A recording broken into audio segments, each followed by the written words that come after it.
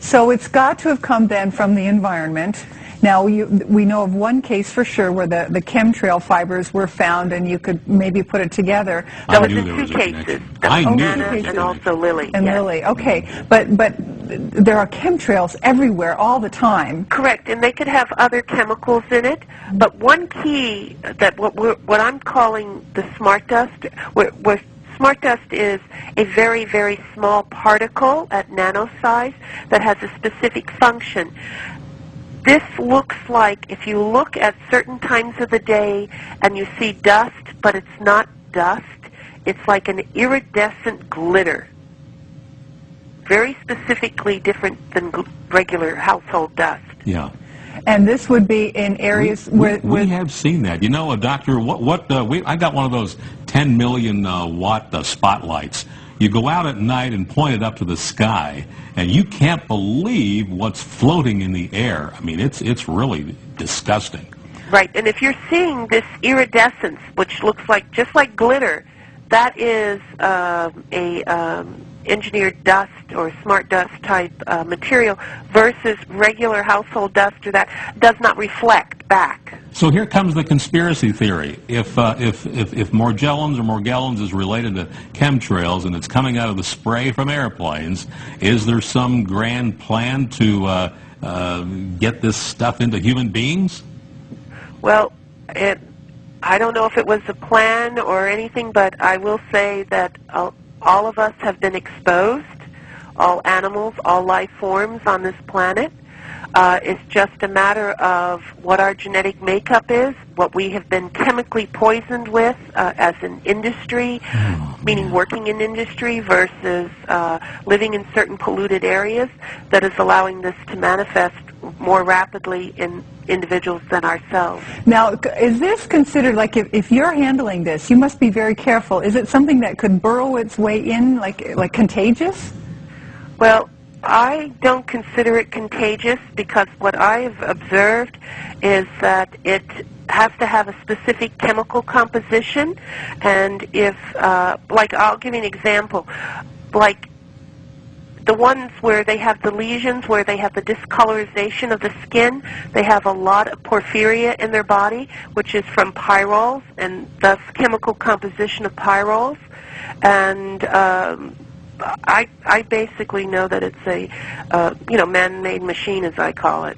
So it's not going to be likely passed from person to person. They're going to have to get it from the thing is, and why people can, I'm going to call it, be exposed and get it from other individuals, is that those same people may be exposed to the same chemicals that this other person has been exposed to. Got you. Yeah, that allows it to be a growth media for these assemblers or whatever is going on. Gotcha. I don't care if it's contagious. I mean, we have a picture there, I think it's number 7, of if my own mother had that on her lip, I ain't getting anywhere near her. I'm sorry. Well, Yeah, it's very hard. And also, being that there's technology where these, what we call liquid crystals, meaning that they're crystals where they have different DNA, just as I said earlier in my early papers and other shows that I've been on, where they have DNA plasmids. These DNA plasmids can be certain bacterias, sea anemones, shark venom, whatever it may be, okay? But it's where other scientists may not have found it or anything and call it parasites or whatever they may want to call it, because they never were able to get a whole matter of it, meaning a whole organism.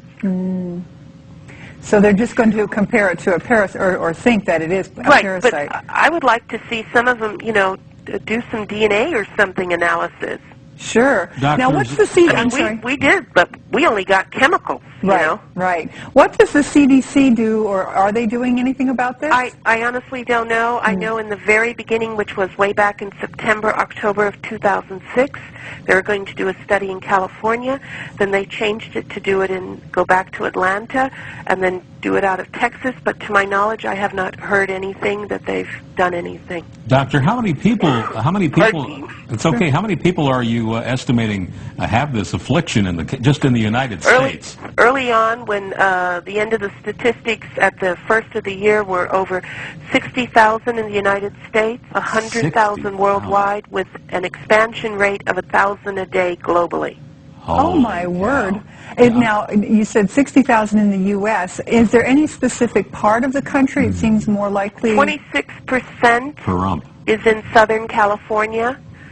The other majority is in Texas and Florida, but it is spreading.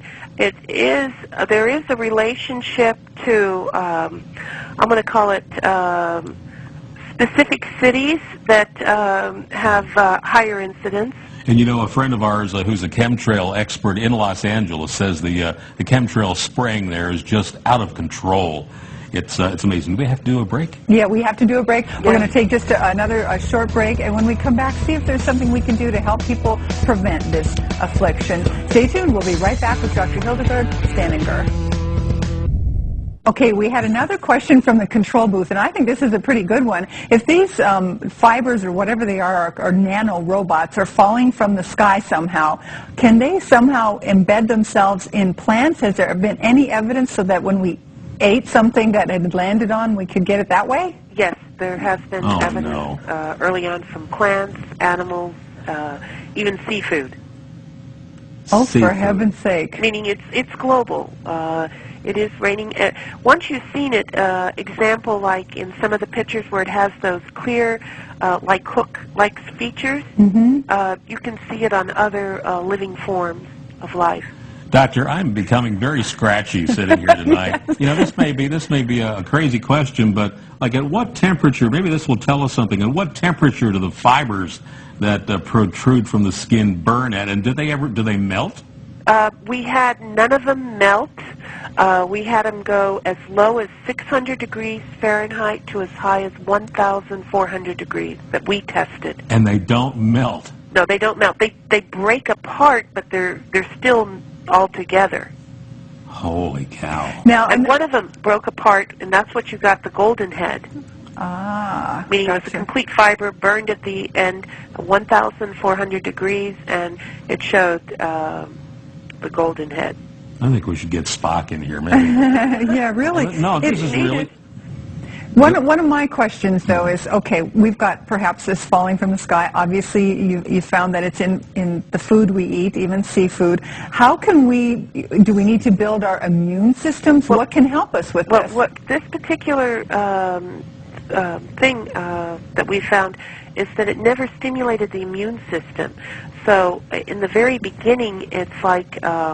if it doesn't stimulate the immune system because it's so small, the immune system can't send out the white blood cells in the soldiers to fight it, okay? Gotcha.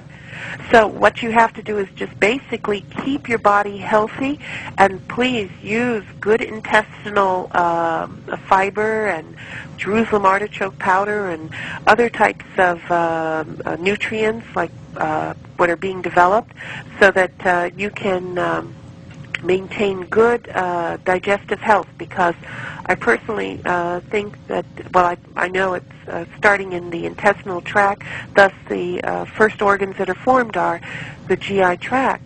So if you can keep that, so if you can keep that cleaned out then and healthy, it doesn't have a chance to grow. Assemble, correct. Assemble. Correct. Yeah. Okay, I get you. So right, and that's with any chemical. Right. You've got to remember that 35% at a minimum absorbs back into the intestinal tract. So keep your digestive system in good health, doctor.